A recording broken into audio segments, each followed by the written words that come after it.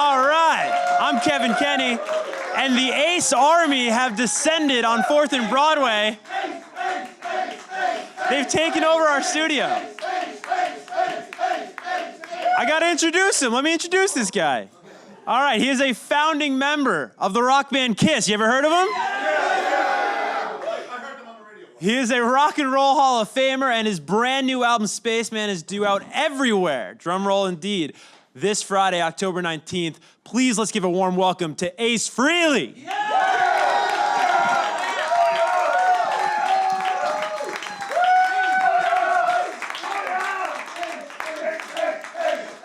Before we get Ace out there, let's check out his brand new music video for Rockin' with the Boys. Check it out.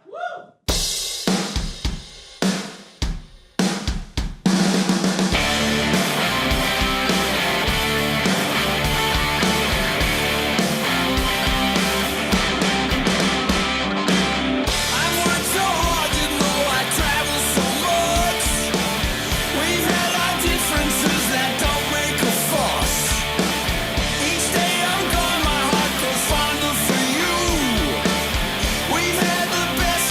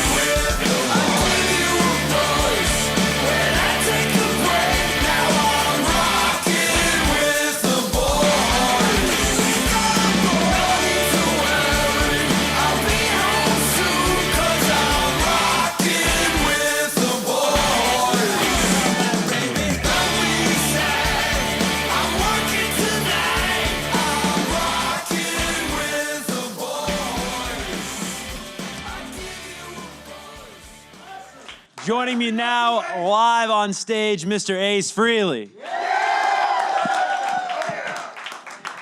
What happened? I think I just got teleported here. What's going on, man? Thank you so much for stopping by. This is amazing to have you here. One of the loudest crowds we ever had. We just played this song live on TV on Good Morning Today. Oh my gosh. You guys see that? You guys see it this morning? But I haven't seen it because it was live. Well, what's amazing to me is that the album isn't even out yet. Of course, the pre-sales are going crazy, some of the strongest you ever had over your career. But the album comes out Friday. They know every word to Rockin' with the Boys. The song, I mean, the album's not even out yet. It's amazing. Well, of course, but I just think, I mean, what an amazing feeling that must be. And if you ever are on stage, you forget the words, you got some backup singers right here. I think they can take over. When I do it live, I'll probably let the audience take over. If you ever want a night off, it's amazing. It's amazing. Now, I know Southern California has stolen you away from us here, but I think once a New Yorker, always a New Yorker. Am I right? Well, yeah, you can't get rid of the Bronx accent. You know? Yeah, exactly. That dead giveaway. But it must feel good to be back in town, back home for a brief run, no? Well, I'm seeing some old friends. Unfortunately, I had to go to a funeral last night for my old guitar player, Richie Scarlett, because his wife passed away. And but it coincided with my trip, so I didn't have to fly in specially for that. What happened? All of a sudden, I got louder. You know, I'm looking up there, and it looks like somebody's living room. They got some nice green rooms here at Build. Yeah. They do. They certainly do. It feels at home. When you come home, though, do you ever go back to the old neighborhood, or what are the spots you got to hit when you're back in the city? Whenever I come to New York to do a press junket, it's like I don't have any free time. Yeah. You know, to get up to the Bronx would be a huge effort. Yeah. Yeah. A couple train rides. I was just telling my publicist, you know, when we were driving down there, I mean, this is my old stomping grounds. I mean, hanging out in the village. I mean, I've been coming down to the village since I was like 13, 14 years old. I'd take the D train down from the Bronx. It's crazy. Yeah. I mean, so much has probably changed. Is anything just driving around to this press stop? Does anything stick out to you as being the same? Anything recognizable? Well, the village appears to be not what it used to be. From what I understand, a lot of the people have moved over to Brooklyn. Yeah. Is that right? Yeah. There you go. Some claps for Brooklyn in the house. I like it. I mean, but, you know, the village is the village. Hanging out in Washington Square Park and, you know, the arch at the end of Fifth Avenue. I mean, can't be beautiful. Now, I know the winters here are of no interest to you anymore, but there's got to be things you miss about the back east when you're out in Southern California. What do you miss most when you think back to New York and the city? New York's kind of a melting pot, and you really meet a lot of interesting people wherever you go. And, you know, all nationalities, all religions, all, you know, the whole scheme of things. You know, Southern California, where I live now, I live in an isolated, gated community, so pretty much the only people I hang out with is whoever I invited over. Sometimes I hang out with my maid. But, you know, but I just finished wiring up my recording studio there, and I'm actually started recording Origins Volume 2. Ooh. So, yeah, please make some noise for that. I'm trying to figure out what guest stars I'm going to have on that, but there's a lot out there, so it shouldn't be a problem. Any early names you're floating around or you're thinking about in terms of those guest stars? I don't really want to give anything away at this junction. This album hasn't even been released yet. Getting a little ahead of ourselves. We're getting ahead of ourselves. Well, you're talking about that home studio. If I have this story correct, you recorded some of this album, if not the majority of it, at the home studio, no? Yes, that's correct. Pretty much in my old house before I moved, just before leaving for Australia, I had a nice room for a control room, you know, with all the, you know, preamps and all the doodads and speakers everywhere and baffles. And then I built a drum room in the garage, and we just drilled through the wall into the drum room, and I had a set of drums up there. But in this new house, I have my control room, and the drum room is right next door, so it's much more easy to work and more flexible. Yeah. When you listen to tracks back as a musician, as an artist, for songs that you recorded at home versus a typical studio, do you hear a difference? Is there maybe an added warmth, or a relaxation in your voice because you're making this music, you're making this art at home? You know, when I listen to the old records, it just doesn't have the production that the records have today. You know, they're a little drier. when Kiss started out, we didn't even, there was no such thing as a digital reverb. There was the spring reverbs. It was actually just a spring in a box. And, I don't know if you've ever seen a amplifier with a spring reverb in it. You give it a kick and it sounds like a thunder. But, the advances in technology and digital recording have really, taken me to a different level and allowed me to produce records quicker, faster, and more efficiently. Yeah, that's interesting, though, that what it sounds like you're saying, that do you actually prefer the new method of recording as opposed to, because I think a lot of artists, right, they have this fondness, this romanticism for back in the day. I try to combine the two. What I strive to do is use old preamps, old amplifiers, old microphones, before it goes to disc. Okay. So, I combine, vintage sound with the new digital sound, and somehow, some way, I've been able to achieve it. Certainly have. At this point. Stuff sounds amazing. Now, it's all originals except for one track, which I want to talk to you The about. cover. What, is this not the cover? No, I'm holding it like a plate. Where is the real cover? We'll get the right cover up there maybe if we can figure it out. That's hilarious, okay. though. That's not a it's bad like so cool shot. cover right there. Yeah. But no, what I wanted to talk to you about is this one cover. The sole cover song that you have on here is a song that Eddie Money, was his big comeback single in the 80s, I Want to Go Back. And you just saw this on YouTube, I hear, and you were like, hey, I like this song, I relate to it, let's put it on the album? Well, me and Rachel were laying in bed just watching different YouTubes, flipping, we're on YouTube. What am I talking about? Anyway, Eddie Money's song came on, and I remember it was this comeback hit. But, when I watched the video, I saw him returning to his old high school and driving through his old neighborhood. And, I identified with that because, not that long ago, I had done a piece for the Village Voice where they asked me to go up to the Bronx, show them the old high school, show them places I used to hang out in the park. And so, I identified with the whole thing. And the song's great. The melody's great and the lyrics are great, so I just had to acify it. There you go, and you certainly did. You made it your own. It's really, it's like a pop, rock. It's cool what you do. Eddie's Money's version is pretty much keyboards and sax. Right. And my version is pretty much all layered guitars. Did you talk to Eddie at all? Like, does he know? I don't know Eddie. I've never Right. met Eddie, but somebody just told me the other day that they had bumped into him and said, did you know that Ace Frehley's doing, one of your songs? He goes, no, I got to hear it. Yeah, well, Friday he'll be able to. Yeah. Don't go buy the record. I wanted to ask you about some of the lyrics and parlay them to your own life here because, you'd been outspoken that you related to this song. Eddie opens the record saying, I was listening to the radio and I heard a song that reminded me of long ago. And I was just curious, is there a song from your own career, from maybe a Kiss record, maybe it's somebody else's record, that when you hear it, it immediately takes you back to a certain place? I don't know. I was, when I was a teenager learning how to play guitar, I was influenced by the whole English invasion. I remember it like it was yesterday. You had Led Zeppelin came on, out of nowhere. You had the Jeff Beck group. You had The Who. You had the Cream. I was at Cream's first New York appearance. I was at The Who's first New York appearance. I was at Led Zeppelin's first New York appearance at the Fillmore East. They opened up for Iron Butterfly, and after they finished the show, half the people walked out on the headliner. It was really embarrassing for them, but, the rest is Led Zeppelin history. That's crazy. Imagine if you still had those ticket stubs today. That's crazy. I want to ask you, in the chorus, Eddie says that I want to go back and do it all over again. And I was curious if there's one moment from your career, be it solo, be it a part of Kiss, if there's one moment you could go back to just to relive it, maybe to do it over, what would it be? I was doing an interview with Billboard 2 years ago, and they asked an interesting question. They said, what would you have done if The Elder never happened? And you went from your last album to Creatures of the Night, which is a good, heavy Kiss record. And I said, I may not have left the group, But the problem with The Elder was, it's a good album, but it was just the wrong album at that time, period. And I kept telling, Paul and Gene and Bob Ezrin, our producer, and they pretty much, paid no attention to any of my ideas and thoughts.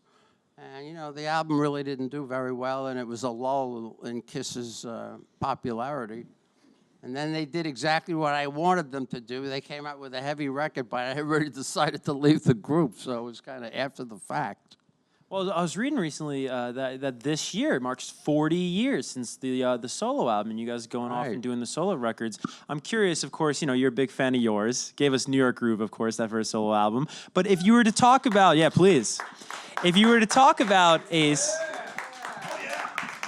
Well, yeah, it's been 40 years. I was in Miami with Gene doing a vault experience about 9-10 months ago, and I really want to call the album 40 Years Later because it's been 40 years. And I purposely only did 9 songs because on that first solo record, there were only 9 songs. So, but the audience didn't seem to like the title. So then, Gene, he goes, Ace, you must call the album Spaceman.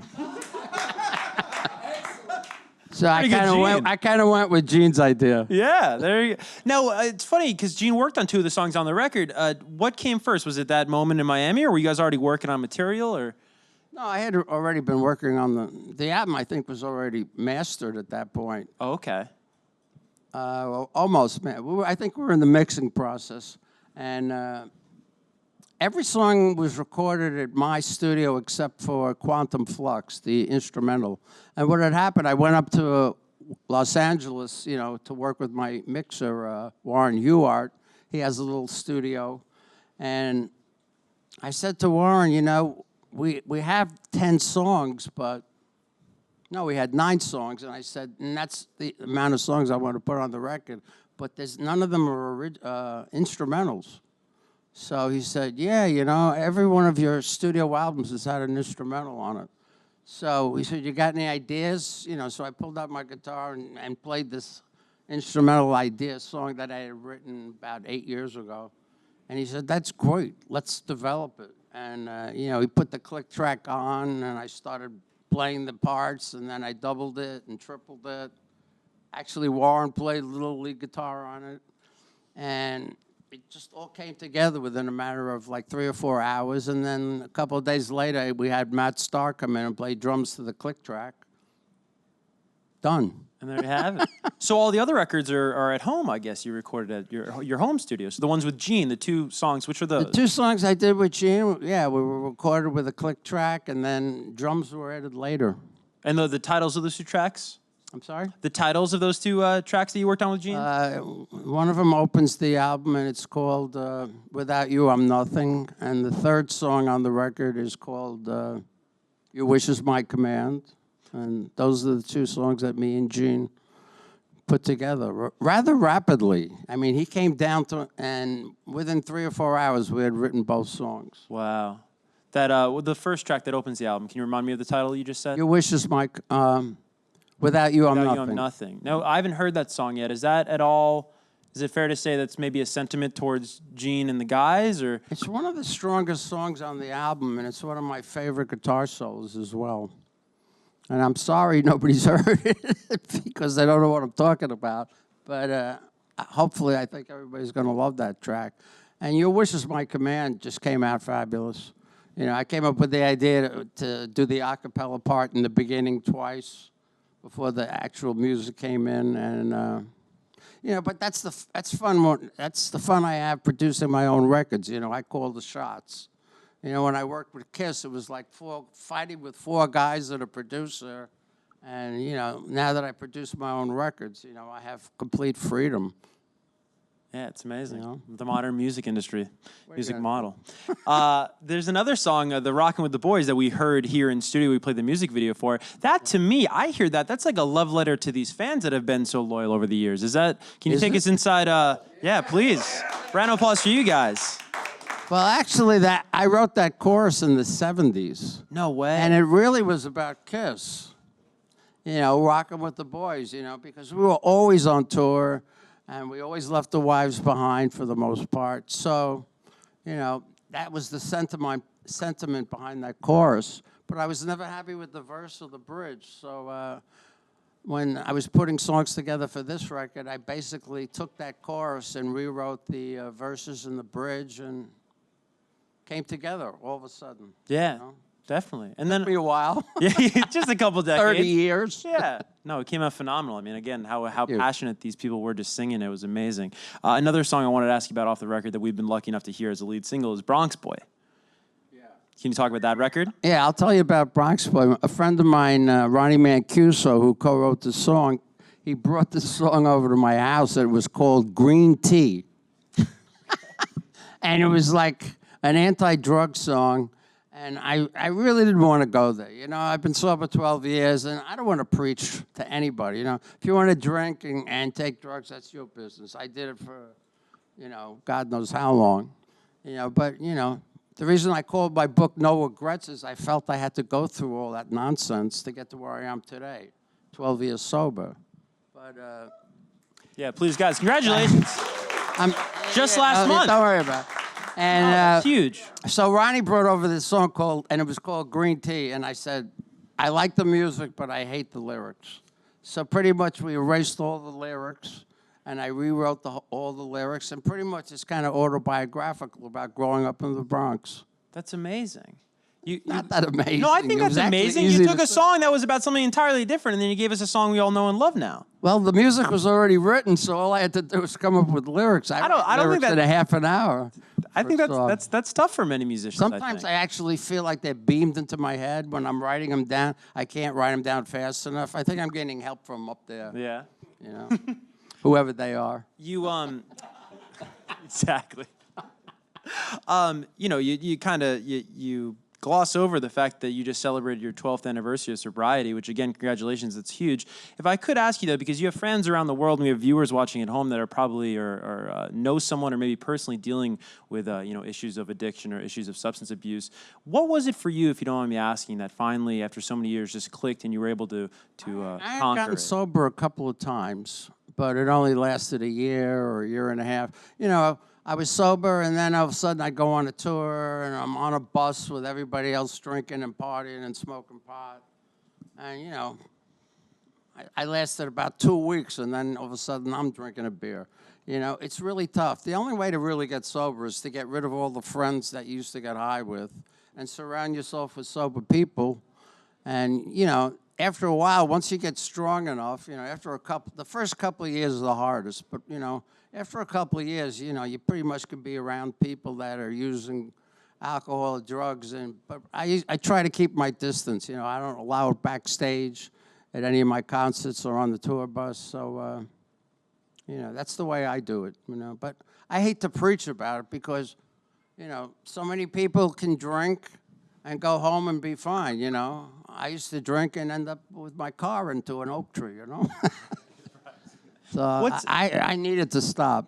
What has been the biggest difference or benefit maybe as an artist, as a musician, as a sober musician, I should say? Well, there's a huge difference. If you know, I remember after I did Anomaly, somebody said to me, you know, you haven't done an album in 20 years. And I said, yeah, I know, I was drunk. You know, it makes you non-productive. You know, pot makes you lethargic. I don't know. Right. For me, anyway. So, you know, since I got sober, I've become much more creative, much more, a much better producer, a much better songwriter, and I'm much more focused on what I'm doing. I show up on time. I go to bed early, get up early. Yeah. What's that? My father used to say, early to bed and early to rise makes a man healthy, wealthy, and wise. There you go. You know? Wise words.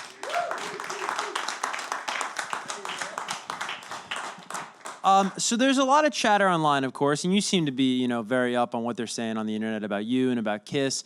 And one of these interviews, I don't know if it was Jonesy out in L.A. or somebody you were talking to recently in the past month or so, you were saying that there hasn't been a call yet towards you about this big final last Kiss tour. And is that still the case? I haven't got the call. But everybody's talking about it but me. Well, they want to know. The fans are talking. If and when you do get that call, who do you expect to be on the other end? Who do I expect? Who would make that call? It would probably be a conference call, because when we got inducted into the Rock and Roll Hall of Fame and we were discussing whether or not we were going to perform, you know, it was Doc McGee, Paul, and Gene. So, you know, if the call does happen, it'll probably be a conference call. Yeah. know. You talk about the hall right there. I think it was the Jonesy interview too, which is a great interview. If you guys haven't seen it, it's on YouTube now. I'm plugging Jonesy like crazy today. But you talked so nonchalantly about the hall. You're like, yeah, I got this thing on a mantle in my living room. I look at it every once in a while. For so many artists, that is sort of the thing they point to say, okay, I've given my life to this art form. This is worth it. But it doesn't seem to be the case for you. So what do you point to in terms of validation or to say, hey, I gave my life to rock and roll. This is worth it. What do you point to for that? I always knew. I've always had the power of foresight. I could always kind of see into the future. I mean, I used to tell my friends when I was 16 in the Bronx, I'm going to be a rock star. And they used to just laugh at me. I remember telling my wife when I was 19, way before I met the guys in Kiss, that I was going to be famous. And she'd go, okay. But, somebody said to me, well, what would have happened if Kiss didn't happen? I said, well, I'm pretty sure I'd put together a different band. I was determined to be famous one way or the other, with, depending upon. But, Kiss worked out to be a really, really big thing. Luckily we all came, it was this collective thought that we wanted to do, what's the word? I still have brain damage, by the way. No, we wanted to be a theatrical rock group and put on makeup and do outlandish costumes. And we used to perform at this club out in Amityville, Long Island, called the Daisy, and that's where we fine-tuned our makeup designs. I was always into science fiction and technology, so I became the Spaceman. Gene obviously became the monster because he's fascinated with horror films, so on and so forth. It was that kind of thing. Yeah. The rest is history. There you go. And I hate saying that, but I have to. And on that note, let's turn it over to the Kiss Army and Ace Army that are in attendance today. Where is the first question going to come from? Right over here, right here. How you doing, everybody? My name is Phil Fumano, NY Rocks, and I got a question for you. Ace, first of all, we love you. Everybody loves you, man. You're the greatest. Been a fan of yours forever. Is that the question? No, that's a compliment because we love you and we care about you. Congratulations with your 12 years sobriety. And my question to you is, when you first auditioned for Kiss and you walked in with your multicolored sneakers, I don't want to make a mistake of which colors. I think one was orange and one was green, but I might be mistaken about that.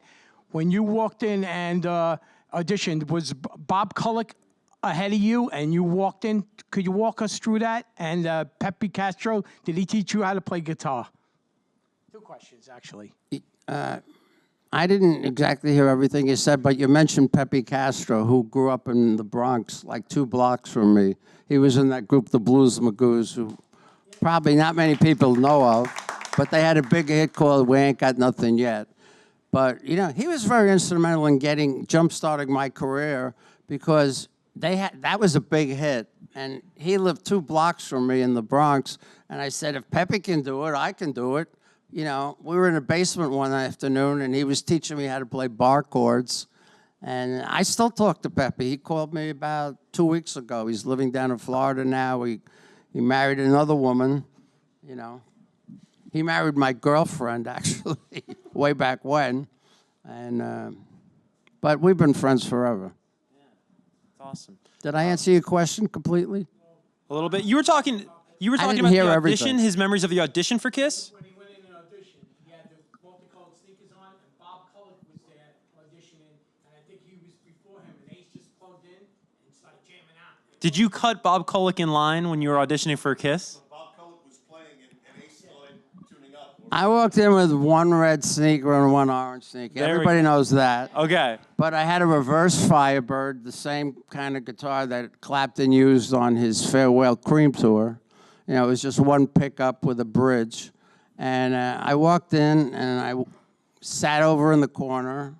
And, Bob Kulick's auditioning, which is crazy, because he's Bruce Kulick's brother. It's funny how things go full circle. But to make a long story short, I pulled out my guitar, and I just started running some scales. And Gene walks over to me and goes, what are you doing? You're making this guy nervous, Put your guitar away. So I said, okay, And then after he left, I set up a 50-watt Marshall My mother drove me down from the Bronx in our Cadillac, and I had a 50-watt Marshall in the back. And I set it up, and then they said, we're going to play you a song. And it was Deuce, you know, the first song, which is one of my favorite Kiss songs to this day. But they played it, and they said, it's in the key of A. We'll play it once, and then we'll play it again, and you join in. And then they said, we'll let you know when the solo happens. And when it came time to do the solo, I just played every riff I ever knew. And subsequently, they were very impressed, but they didn't want to commit at that point, so they said, we'll be in touch with you in a week or two. So I went back to the Bronx feeling good about it and feeling that, you know, I had a good shot at making the band. And then they called me 2 weeks later. I came back, you know, played a few more songs with them, and pretty much that was it. But we didn't have a name at that point. Everybody thinks, you know, they already had the name Kiss. Right. So, you know, we were searching, you know, one day we were just spitballing about, you know, what to call the band. And Paul came up with the name Kiss, and at that moment, everybody, like, froze. We just knew that was the right name. Yeah. Was anyone, like, early on, like, against the whole mystique and the theatrics? And was anyone like, this is a bad idea with the makeup in the band? Well, I'll tell you a true story. When we were shooting the cover of the first album, we got in the middle of the shoot, the president of Casablanca Records, Neil Bogart, calls us up and goes, are you sure you want to wear the makeup? And at that point, we were too committed. I mean, you know, there was no way we were going to go backwards. No. And the rest is history. All right, let's get to our next fan question right over here. Hey, Ace. Hi. Hi. My friend Bill and I were just talking earlier how excited we are that you're going to be playing your 1978 solo album in its entirety in December at the I just found out about that, by the way. Oh. No one told me anything. Okay, so we were just wondering where that idea came from, and you know what's It came from the people putting the event together, and some of the people that work for me. They all said it would be a great idea, and I said, yeah, I think it would be. So we're going to make it happen. Very cool. It's like 10 days before Christmas. You know, across the river, and it'll be the first time I perform that album from beginning to end, live. Crazy. Yeah. No, I should also mention for our fans here that are from New York, you're also doing something really cool on Friday. Is it at Sam Ash Music here in Midtown? Yeah, on 14th Street. I'm doing a signing between... Where? Who knows? I think it's a 2-hour signing. Between 5 and 7, I think it's Sam Ash on 34th? All right. You know, I'm sure it's online. Things right? change, you know. Places move. I haven't been here in a while. Between 8th and 9th. Okay, there you go. It's somewhere. We don't want Ace sending an army of Kiss fans. But, you know, the last time I did a signing there, and I did one a couple of years ago, we only had 2 days to promote it. We've been promoting this for a month. So I'm assuming a big turnout. Yeah, well, we have people, you can't see at home, but we have people waiting outside right now for Ace. So I'm sure the turnout will be very healthy on Friday. Okay. All right, let's get to a couple more. We have our next one right up front. Ace, this is a tremendous honor. Thank you for all the great music, and thank you for being authentic.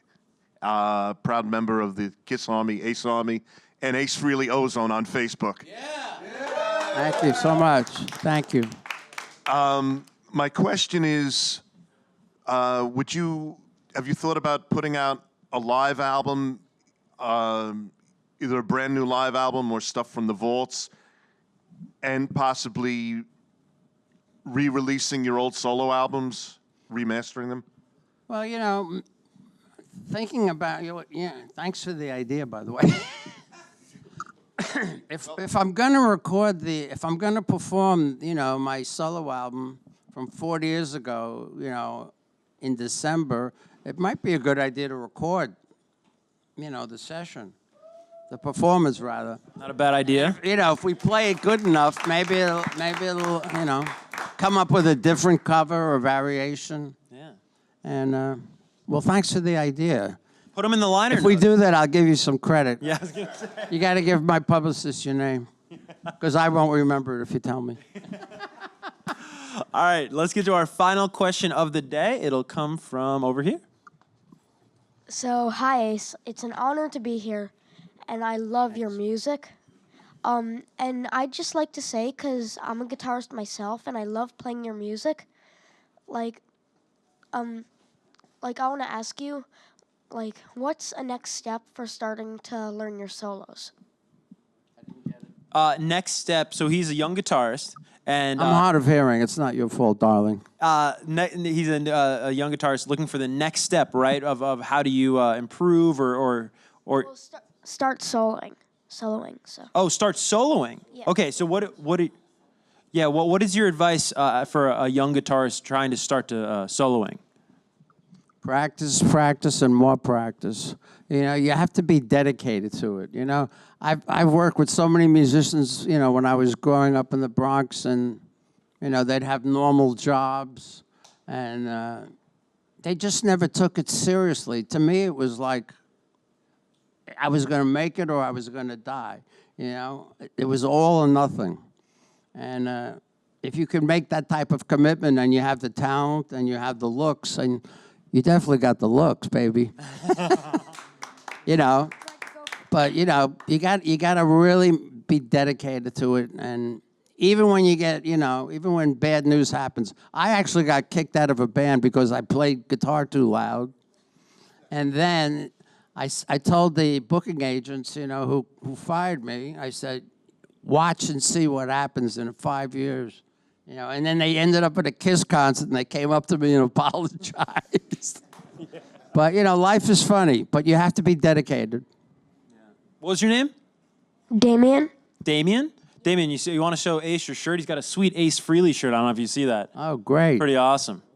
Right on. That T-shirt actually came from a kid in Germany who did a pencil drawing, and he gave it to me, and I said to my guys, this is a great T-shirt. And, you know, merchandising company reproduced it. No way. And I don't know if his name's on. I don't know if he got the credit. I hope he doesn't sue me. Might edit that out, though. Thank you for your question, Damien. That was awesome. Thanks so much for the question. All right, well, we are unfortunately out of time. Mr. Frehley, thank you so much for being our guest today. Again, the important information, Spaceman, and the correct cover is right here, right? There it is. There it is. People were going, how are you doing that? And I'm holding it like a tray. Yeah. I only did that for a couple of shots because Les Paul Custom's pretty heavy. Oh, you're really holding that? I'm holding it like a tray. That's All why right. you don't see my right hand. It's impressive. All right, well, this is out and available everywhere this Friday, October 19th. One more time for Ace Frehley. Thank you so much for coming.